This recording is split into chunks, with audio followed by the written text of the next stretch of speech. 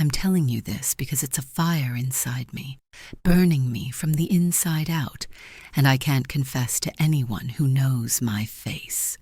Call me Clara, a 41-year-old woman lost in a life that's not mine anymore.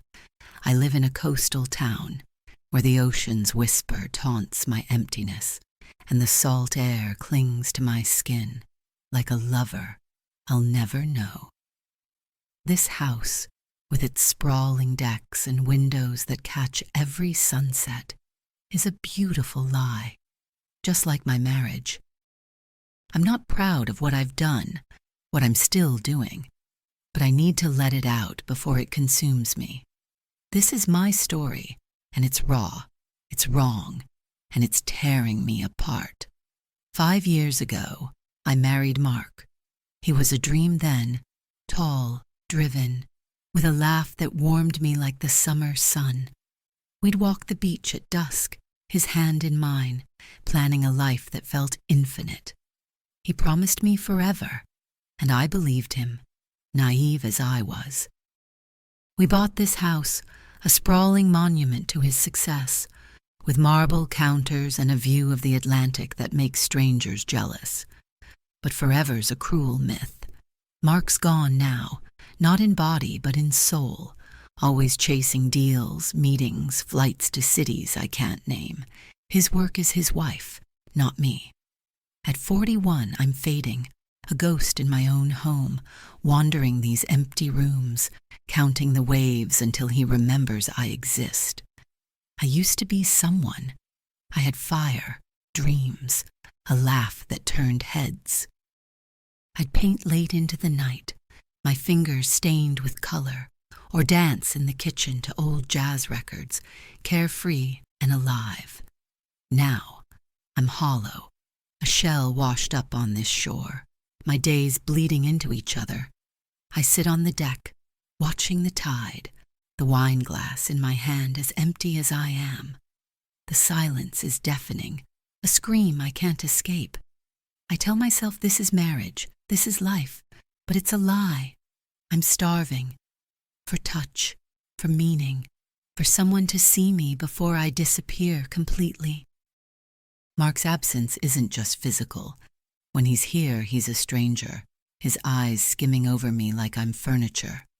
Our conversations are scraps, bills, groceries, the weather. Last week, he came home late, his tie loose, his face carved with exhaustion.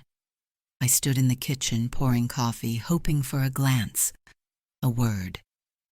"Long day?" I asked, my voice softer than I meant. He grunted, already halfway to his office, the door clicking shut behind him. I stood there, the mug burning my hands, and felt the weight of being unseen. It's been years since he touched me, since his hands traced my skin, since his eyes lit up at the sight of me. I'm 41, and I'm invisible, a woman no one wants. Then Noah came home. He's Mark's son from his first marriage, 23, just back from college. I hadn't seen him since he was a lanky teen, dodging me at awkward family dinners, his headphones a wall between us. But when he walked through the door a month ago, everything changed. Noah's not a boy anymore. He's tall, broad-shouldered, with sharp cheekbones and eyes like a storm at sea, dark and churning, pulling you under. His dark hair falls just above his brow, and his voice, low and steady, carries a quiet danger, like the tide before it crashes. When he hugged me hello, his arms wrapped around me, strong and warm, and his breath grazed my ear, lingering too long. My heart stopped, a jolt of heat shooting through me, and I pulled away, my face flushed, my hands trembling.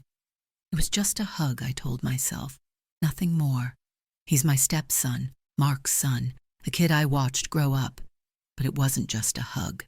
His fingers pressed into my back, firm and deliberate, and his scent, salt and cedar, like the ocean after a storm, stayed with me, haunting me. I avoided him for days, busying myself with chores, pretending he was just a guest. But Noah's everywhere, his presence filling this house like a pulse. He sprawls on the couch, watching college football, his laugh echoing through the rooms. He jogs on the beach, his shirt clinging to his frame, sweat glistening on his skin. And I look away, but not fast enough. Every glance we share, across the kitchen, in the hallway, carries a charge, a spark, that makes my skin hum and my breath catch. I tell myself I'm imagining it. That loneliness is twisting my mind. But then there's his smile, slow and knowing, like he sees the parts of me I hide. Last week I dropped a glass in the kitchen, shards scattering, and Noah was there, kneeling beside me, his hand brushing mine as we cleaned. His fingers lingered, warm and steady, and I froze, my pulse racing, the air thick with something I couldn't name. "Careful," he said, his voice a low rumble, and his eyes held mine, dark and unyielding, like he knew exactly what he was doing to me.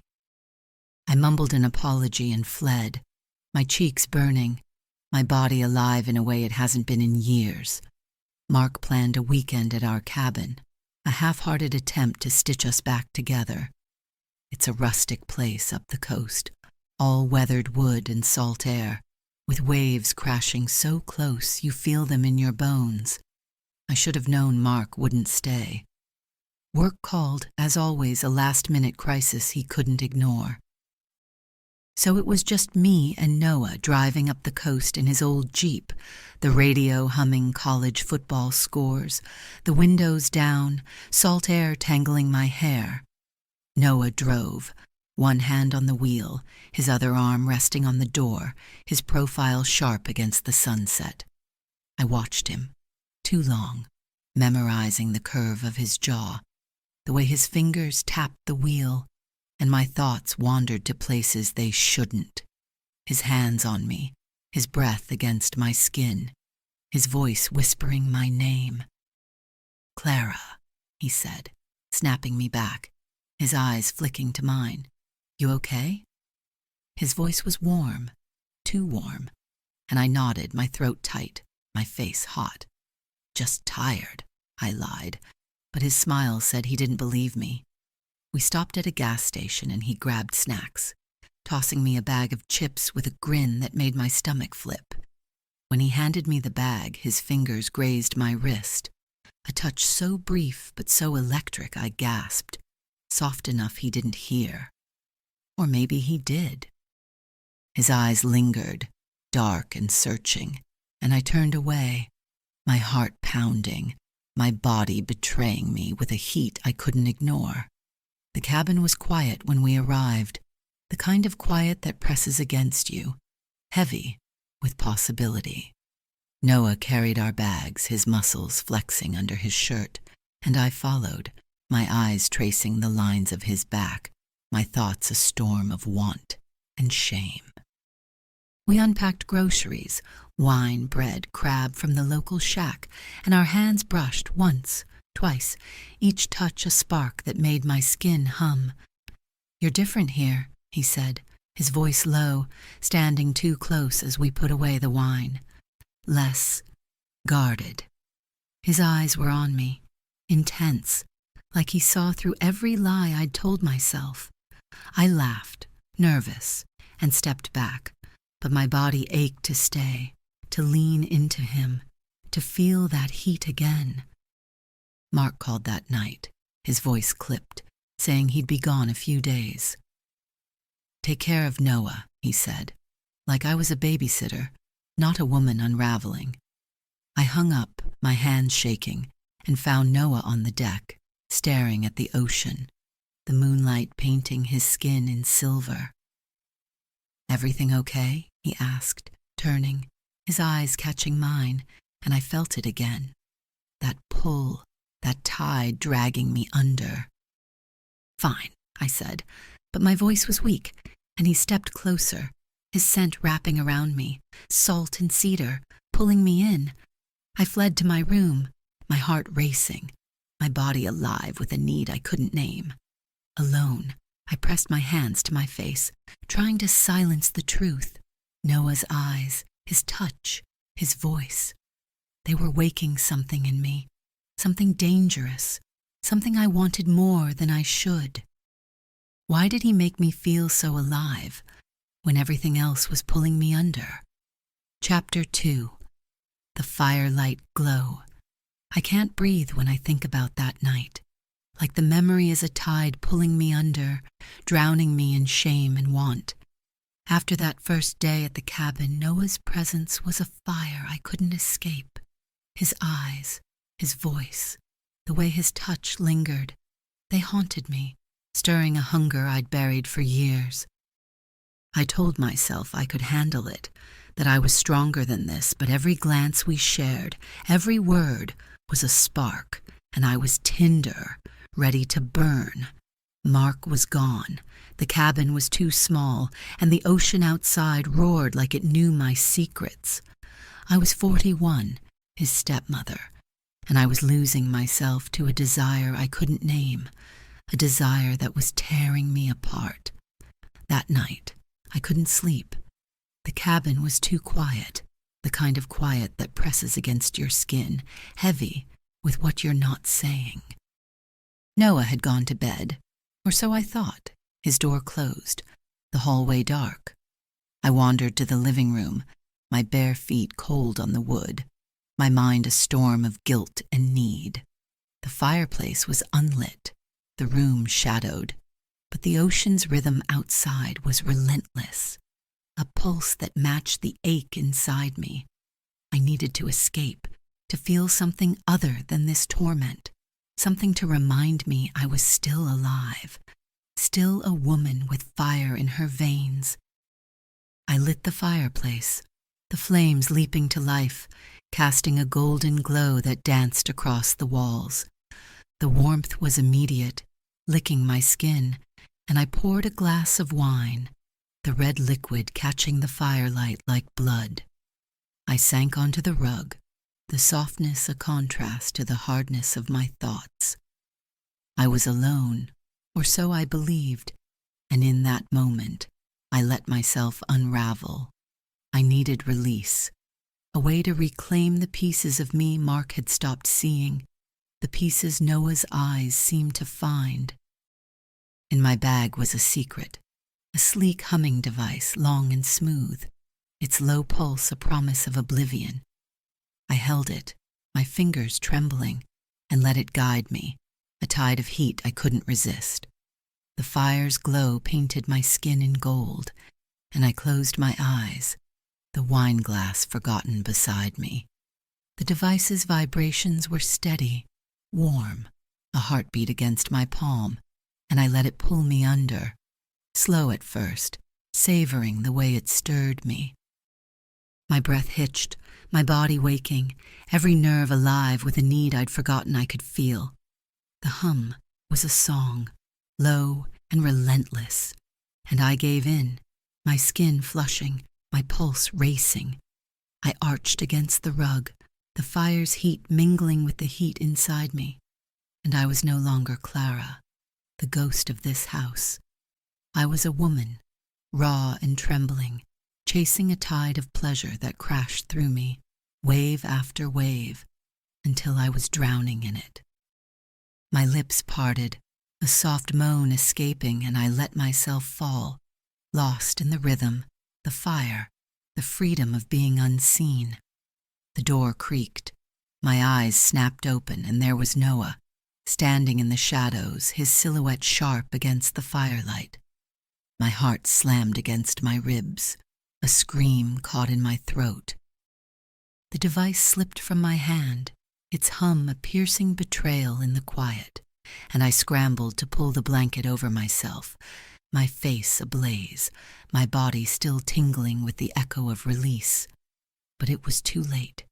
He'd seen me, exposed, vulnerable, my skin flushed, my breath ragged, caught in a moment that was mine alone. His eyes, wide with shock, didn't look away. They burned, dark and churning, like a storm ready to break, and I saw something in them. Hunger, raw and unfiltered, a mirror to the need I'd been chasing. Time stopped, the fire crackling, its light dancing across his face, carving his features in gold and shadow. My hand shook, clutching the blanket, my chest tight with shame. But beneath it, a reckless heat pulsed, hotter than the flames. Noah's lips parted, his breath uneven, and I swear I saw his hands clench, like he was fighting himself, fighting the urge to move closer. The air between us was thick, electric, a storm of its own, and I couldn't look away, couldn't hide. His gaze roamed, slow and deliberate, tracing the curve of my shoulder, the flush of my skin, and I felt it like a touch, a caress that set me ablaze.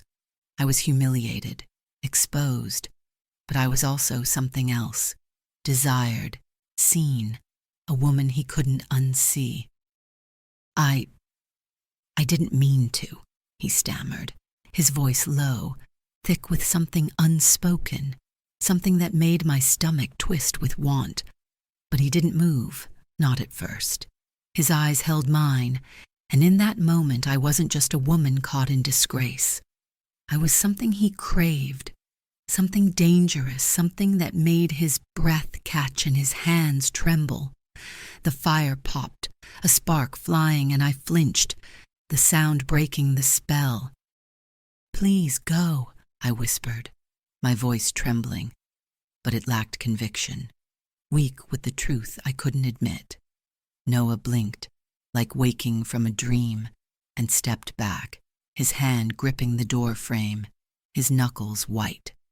The door clicked shut, and I was alone again, the fire's glow mocking me, the device silent on the rug, a witness to my shame. I collapsed against the floor, my body still humming, my mind a chaos of guilt and desire. The wine glass tipped, red pooling on the rug like a stain I couldn't wash away. I pressed my hands to my face, trying to silence the truth. Noah had seen me at my weakest, my most private, and his eyes, the way they devoured me, had lit something inside me I couldn't smother. I was 41, his stepmother, and I'd crossed a line I couldn't see, a line that felt like freedom and damnation all at once. I replayed it, his silhouette, his gaze, the way his voice broke when he spoke, and my body responded, traitor that it was, a heat pooling low, a need I couldn't ignore. I imagined him standing there still, watching, wanting, and the thought made me shiver, made me ache for something I shouldn't. I stood, my legs unsteady, and stumbled to the window, the ocean black and endless outside. The fire was dying, its warmth fading, but the heat inside me burned brighter, fed by Noah's eyes, his presence, the way he'd looked at me like I was more than Mark's wife, more than a ghost. I tried to pray, to beg for strength, but the words wouldn't come. All I could see was him. All I could feel was the pull, the tide dragging me toward him. I was unraveling, and I didn't know if I wanted to stop. Why didn't he look away? And why, God forgive me, did I want him to keep watching, to see me, to burn me with his gaze until I was nothing but ash? I'm unraveling, and I don't know how to stop. That night by the fireplace, when Noah saw me in my most private moment, everything changed. His eyes, dark and burning, carved themselves into me, a brand I couldn't wash away. I spent the next day hiding, avoiding him, pretending I could bury the shame, the want, that pulsed through me every time I thought of him. But this cabin is too small, the walls too thin, and Noah's presence is everywhere, a tide pulling me under, drowning me in a desire I shouldn't feel.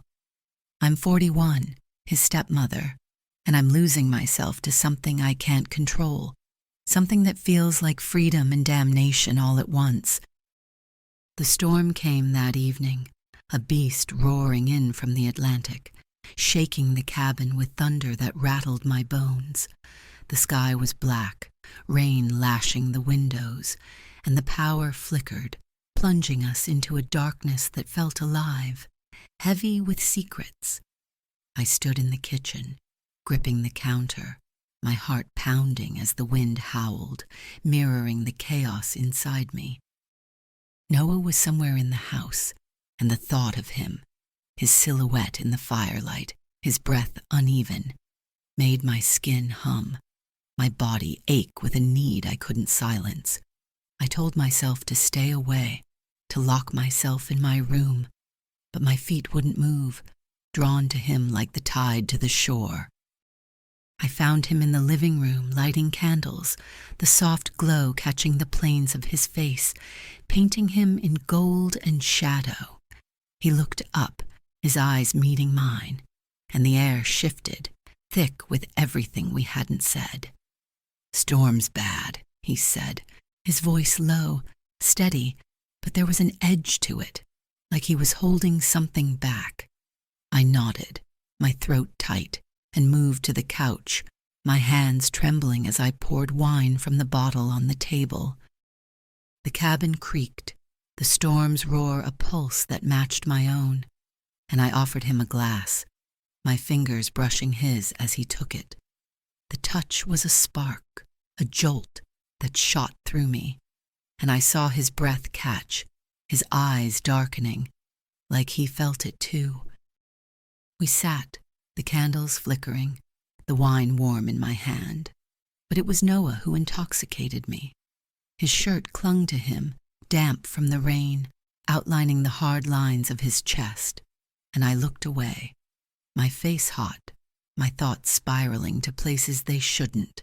His hands on me, his lips against my skin, his voice whispering my name in the dark. "You okay, Clara?" he asked, leaning closer, his knee brushing mine, and the sound of my name in his mouth was a caress, soft and dangerous. "Fine," I lied, but my voice was weak, and his smile, slow and knowing, said he saw through me. The wine loosened something, and we talked, at first about nothing, the storm, the crab shack we'd passed, the football game on the radio before the power died. But the words turned raw, the candlelight stripping away our pretense. "You seem lost," he said, his eyes searching mine, and the truth in his words cut me open. "Mark's never here," I said, my voice breaking, the wine making me reckless. "This house, this life, it's a cage. I'm disappearing, Noah, and no one sees me." Tears stung my eyes, and I hated how vulnerable I felt, but the dark made it easier to confess, the storm drowning out my shame. He leaned closer, his hand resting on the couch, inches from mine, and I felt the heat of him, a pull I couldn't resist. "I see you," he said, his voice a low rumble, like the thunder outside, and it sent shivers down my spine. "Every day, Clara, I see you, and it's killing me." His words were a blade, slicing through my defenses, and I froze, my breath hitching, my body alive with a need I'd buried for years. His hand moved, brushing mine, his fingers warm, deliberate, and I didn't pull away. I couldn't. The touch was a tide, pulling me under, and I let it, my fingers curling around his, my skin humming where we met. The candles flickered, casting shadows that danced across his face, and I don't know how we ended up so close, our knees pressed together, our hands entwined, the air thick with want. His breath was uneven, his eyes locked on mine, and I felt drunk, not on wine, but on him, on the way he looked at me like I was everything he'd ever wanted. "Clara," he murmured, my name a plea, and I leaned in, drawn to the heat of him, the scent of him, salt and cedar, like the ocean after a storm. Our faces were inches apart, his lips so close I could feel their warmth, and my body trembled, aching for him, for the release of giving in. I imagined it, his lips on mine, his hands sliding up my arms, pulling me against him, the storm swallowing our sins. My pulse raced, my skin flushed, and I wanted it, wanted him, more than I'd ever wanted anything. But the thunder crashed, a reminder of the world outside, and I pulled back, gasping, my hand slipping from his. "We can't," I whispered. But my voice was weak, and my body screamed otherwise, still tingling where he'd touched me. Noah's eyes burned, unyielding, his breath ragged. "I know," he said, but there was no regret in his voice, only certainty, like he'd wait forever for me to break. I stood, my legs unsteady, and stumbled to the window, the rain streaking the glass, blurring the world. The candles flickered, their light fading, but the heat inside me burned brighter, fed by Noah's touch, his words, the way he'd looked at me like I was his. I pressed my hands to the glass, trying to cool the fire in my veins, but it was useless. I was 41, his stepmother, and I'd let him touch me, let him see me, let him pull me toward a line I couldn't uncross. I closed my eyes, and all I could see was him, his hands, his eyes, the way he'd said my name, and my body responded, a heat pooling low, a need I couldn't ignore. I turned, and he was still there, watching me, his silhouette sharp against the candlelight.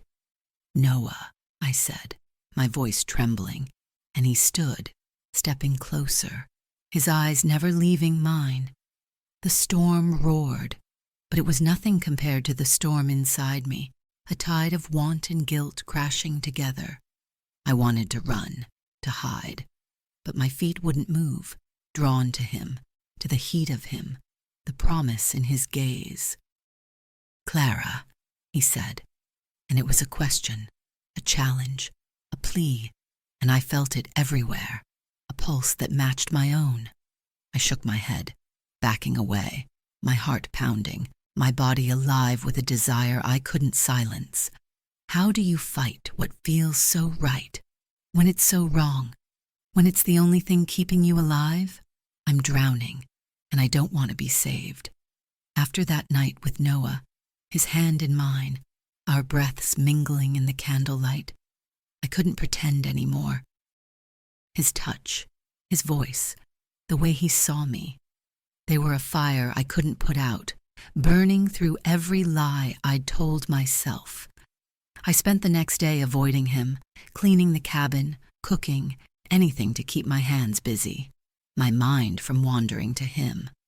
But Noah was everywhere, his laugh echoing from the deck, his scent lingering in the hallway, his eyes catching mine across the room, dark and unyielding, pulling me under.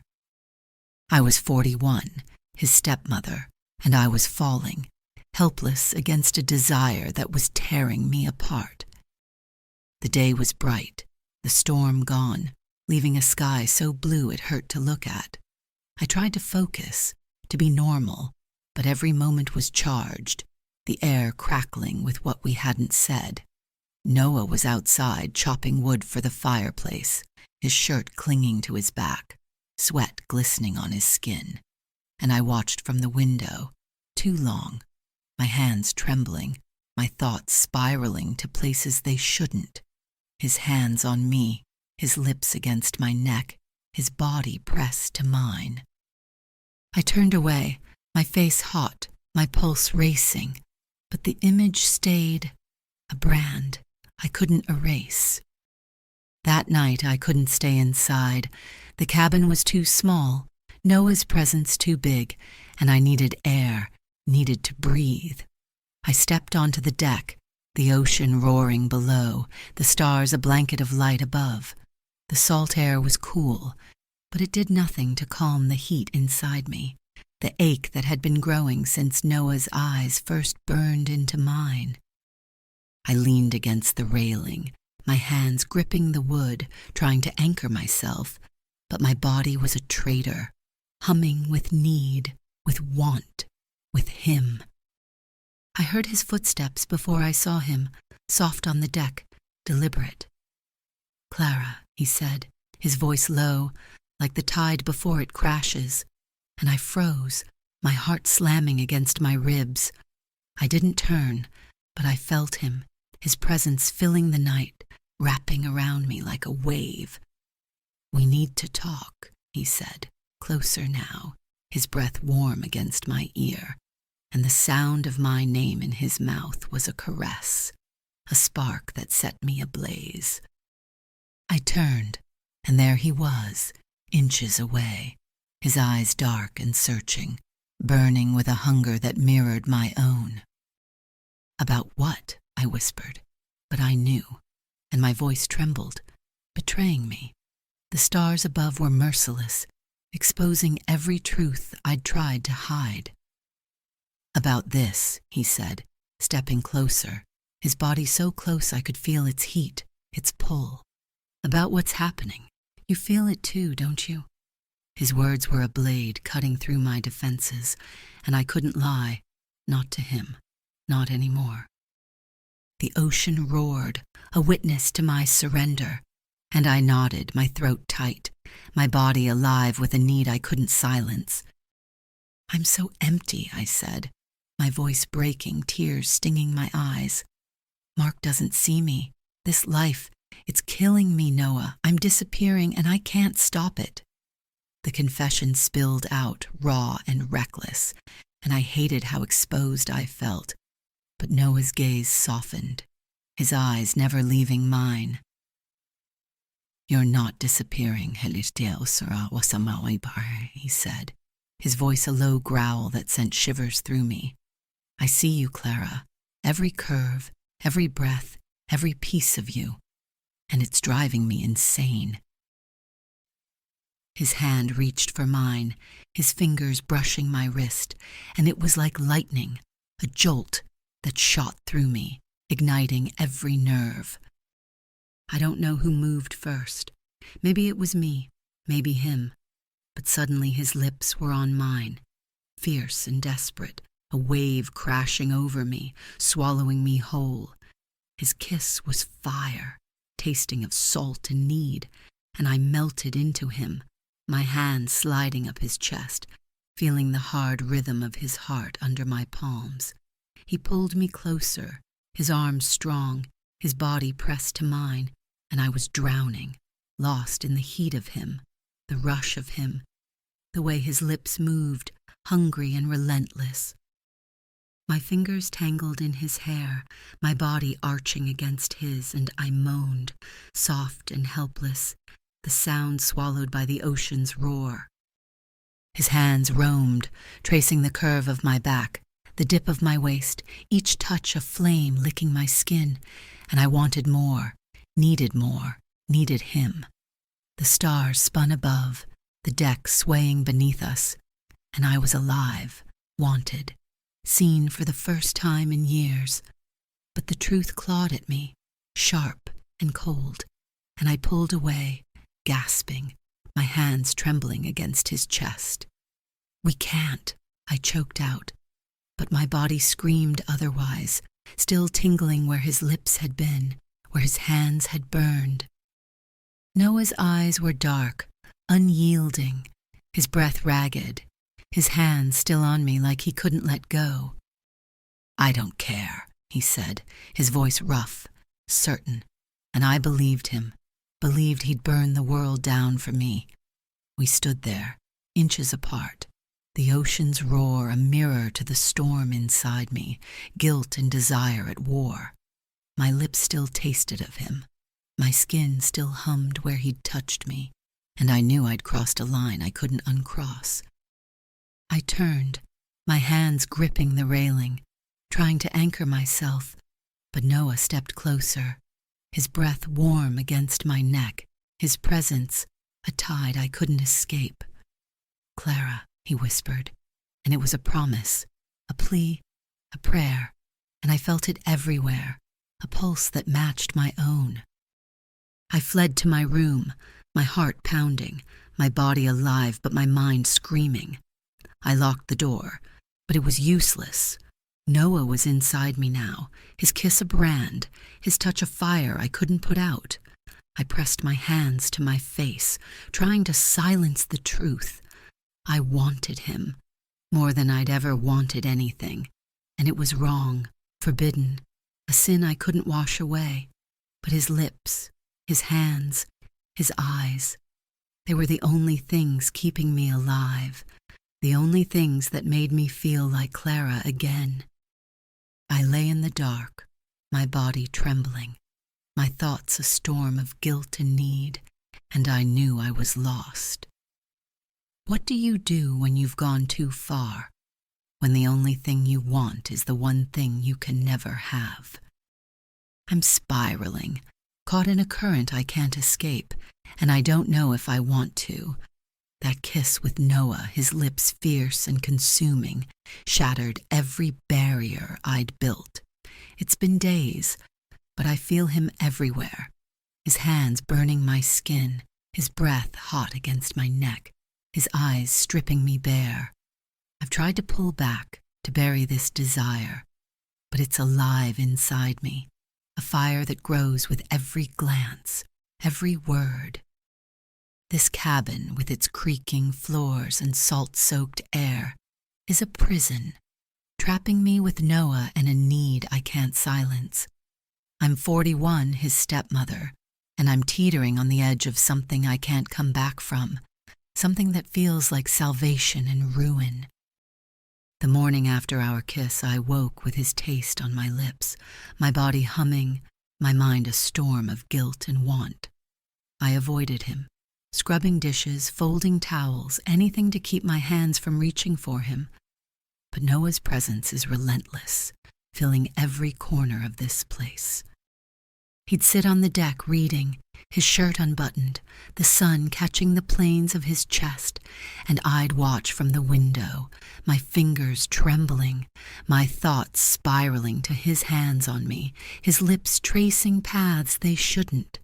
I'd turn away, my face flushed, but the ache stayed, a pulse low and insistent, begging for release.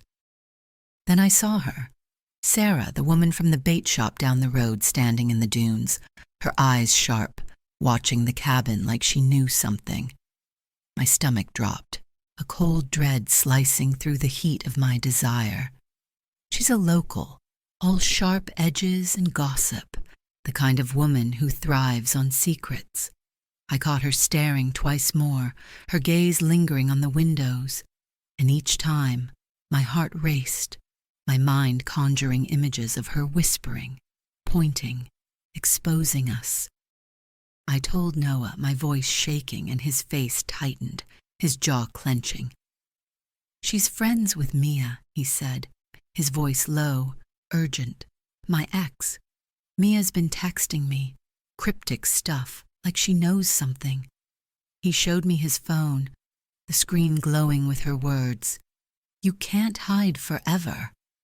My blood ran cold, the weight of our secret pressing down, but even fear couldn't douse the fire Noah lit in me. That night, I couldn't stay inside. The cabin was suffocating, Noah's scent, salt and cedar, lingering in every room, pulling me toward him. I slipped out to the beach, the moonless sky swallowing the world, the waves crashing a rhythm that matched my pulse. The sand was cool under my feet, the air heavy with salt, and I walked, trying to outrun the truth. I wanted Noah, more than I'd ever wanted anything, and it was tearing me apart. I heard his footsteps behind me, soft but deliberate, and my heart slammed against my ribs. "Clara," he called, his voice a low tide, and I froze, my body alive with the sound of him, my skin prickling with need. I turned, and there he was, the ocean framing him, his eyes dark and churning, burning with a hunger that mirrored my own. "You shouldn't be here," I said, but my voice was weak, and he stepped closer, his presence a wave crashing over me. Neither should you, he said, his voice rough, and the air between us crackled, thick with everything we'd tried to bury. He was too close, his shirt open, the wind pressing it against his skin, and I couldn't look away, couldn't stop the images flooding my mind, his hands sliding under my clothes, his lips on my throat, his body pinning me to the sand. "We can't keep doing this," I whispered, but my body leaned toward him, drawn to the heat of him, the promise in his gaze. "I don't want to stop," he said, his voice a growl that sent shivers through me, and he reached for me, his fingers brushing my arm, warm and deliberate. The touch was a spark, igniting a fire that roared through me, and I gasped, my breath ragged, my skin humming where he touched me. His hand slid up, cupping my face, his thumb tracing my jaw, and I melted, my hands finding his chest, feeling the hard rhythm of his heart under my palms. We stood there, the waves crashing, the night swallowing us, and I was drowning in him, in the scent of him, the feel of him. His lips hovered near mine, his breath hot and uneven, and I wanted it, wanted him, wanted to let the tide take us. My fingers curled into his shirt, pulling him closer, and he groaned, a sound that sent a rush of heat through me, pooling low, making me ache. "Clara," he murmured, my name a plea, and I leaned in, our lips brushing, not quite a kiss but a promise, a spark that threatened to consume us. My body arched against his, my skin flushed, and I imagined it, his hands roaming, his lips claiming, the sand beneath us as we gave in, the ocean drowning our sins. But a rustle in the dunes snapped us apart, a shadow moving in the dark. My heart stopped, panic flooding me, and I stumbled back, my hands trembling. Noah's eyes darted to the dunes, his face pale, his breath ragged. We froze, the waves roaring, and then I saw it. A note, wedged in the sand, its edges fluttering in the wind. I grabbed it, my fingers shaking, and unfolded it, the scrawled words like a knife. "I know what you're doing." Ha! My blood turned to ice, my mind racing. Sarah? Mia? Someone else? Noah's hand clenched, his eyes scanning the dark, and he whispered, "Mia." But it could have been anyone, anyone who'd seen us, who'd felt the heat between us. The fire of moments ago was gone, replaced by a dread that choked me. I looked at Noah, his face sharp in the starlight, his hands still trembling where they'd held me, and I knew we were in too deep.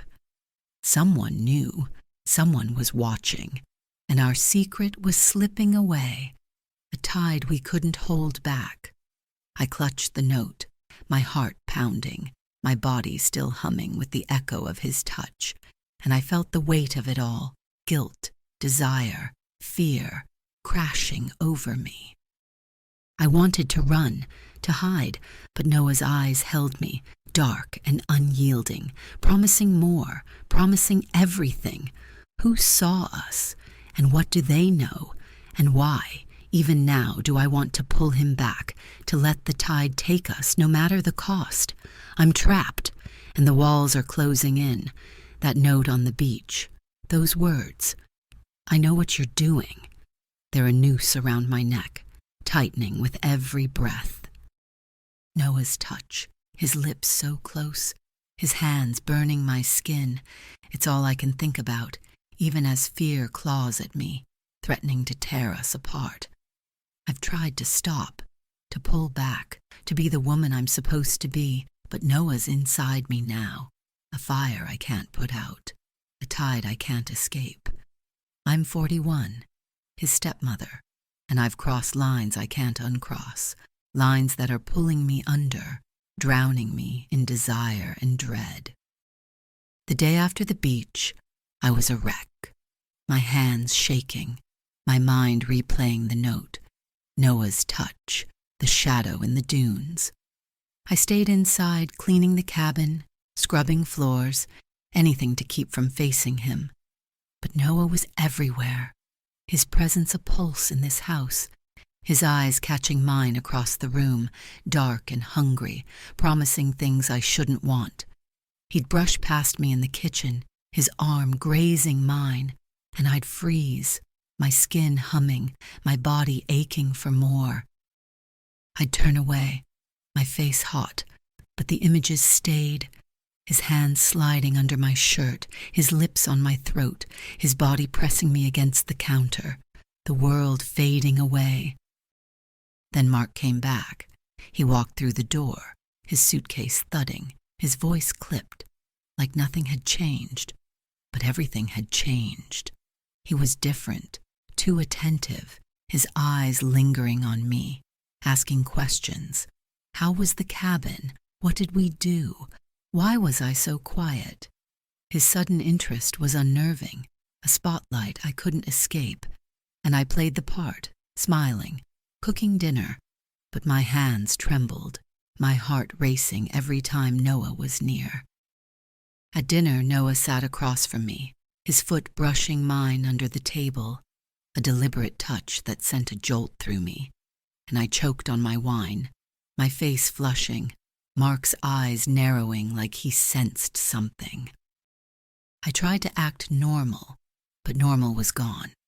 Noah's gaze was a weight, heavy with want, and every time our eyes met, I felt it, the heat of his hands, the promise of his lips, the tide pulling us together. I cleared the table, my hands shaking, and Noah followed, his presence a shadow behind me. "Clara," he whispered, too close, his breath warm against my ear, and I shivered, my body responding, a heat pooling low, making me ache. "Not now," I hissed, but my voice was weak, and his hand brushed my waist. A touch so brief but so electric I gasped, the plates clattering in my hands. Mark called from the living room and I fled, my heart pounding, my body alive with a need I couldn't silence. That evening the doorbell rang, a sharp sound that cut through the haze. I opened the door, and there was Mia, Noah's ex, her smirk like a blade, her eyes flicking between me and Noah, who'd appeared behind me. "We need to talk," she said, her voice cold, laced with knowing, and my stomach dropped, the note's words echoing in my mind. Mark frowned, stepping forward, his face confused. "What's this about?" he asked. But Mia just laughed, a sound that turned my blood to ice, sharp and cruel. "Ask them," she said, her gaze locked on mine, her lips curling, like she held our secret in her hands. Noah's face was stone, but his hands were fists, his knuckles white, and I saw the fear in his eyes, the same fear choking me. Did she know about the kiss, the moments we'd stolen, the way we'd almost given in on the beach? Was it Sarah whispering secrets, feeding Mia the truth? My mind raced, my heart slamming against my ribs, and I wanted to run, to hide, but there was nowhere to go. Mia stepped closer, her eyes narrowing, and she leaned in, her voice low, meant for me alone. "You think you're invisible, Clara, but I see you. I see everything." Her words were a knife, twisting in my gut, and I froze, my breath caught, my body trembling with the weight of our sin. Mark's eyes darted between us, his frown deepening, and I saw it, the suspicion, the crack in his trust. "What's going on?" he asked, his voice sharp, and I opened my mouth but nothing came out, my throat tight, my mind a storm of panic and desire. Noah stepped forward, his voice steady, but I heard the strain, the fear. "It's nothing, Dad," he said, but his eyes flicked to mine, a silent plea, and I felt the tide pulling us under, the truth closing in. Mia's smirk widened, her gaze cutting through me, and she turned to Mark, her voice sweet, venomous. Maybe you should ask your wife what she's been doing while you're gone. The room spun, the air thick with accusation, and I gripped the doorframe, my legs unsteady, my body still humming with the echo of Noah's touch. I wanted to scream, to deny it, but the truth was written on me, in the flush of my skin, the tremble of my hands, the way my eyes sought Noah's even now. Mark's face hardened, his eyes searching mine, and I saw the doubt, the betrayal taking root. Noah stood silent, his hands clenched, his eyes burning with a mix of fear and defiance, and I knew we were exposed, our secret teetering on the edge of ruin. I stumbled back, my heart pounding, my mind racing with images. Noah's lips on mine, his hands burning my skin, the note in the sand, Mia's smirk. The cabin was a cage, the ocean outside a witness to our sins, and I felt the weight of it all, guilt, desire, fear, crashing over me. I wanted to run, to disappear, but Noah's eyes held me, dark and unyielding, promising he'd fight for me, for us, no matter the cost. Mia's laugh echoed. Mark's suspicion grew, and I knew the truth was slipping away, a tide we couldn't hold back. How long can we hide what we've done, when it's carved into every look, every touch, every breath we share? I'm standing on the edge, and I don't know if I'll fall or be pulled under. Noah's eyes, his touch, his kiss, they're a fire I can't escape, even as Mia's words and Mark's suspicion threaten to burn it all down. I'm 41, trapped in a life I don't recognize, and I've crossed lines I can't uncross, lines that make me feel alive and damned in the same breath. Have you ever wanted something so wrong it felt right? Ever felt a tide pulling you somewhere you shouldn't go? Tell me I'm not alone. Like, subscribe and share your thoughts. Did I go too far, or would you follow the same tide? Stick around because the truth is coming, and I'll tell you what happens when it breaks.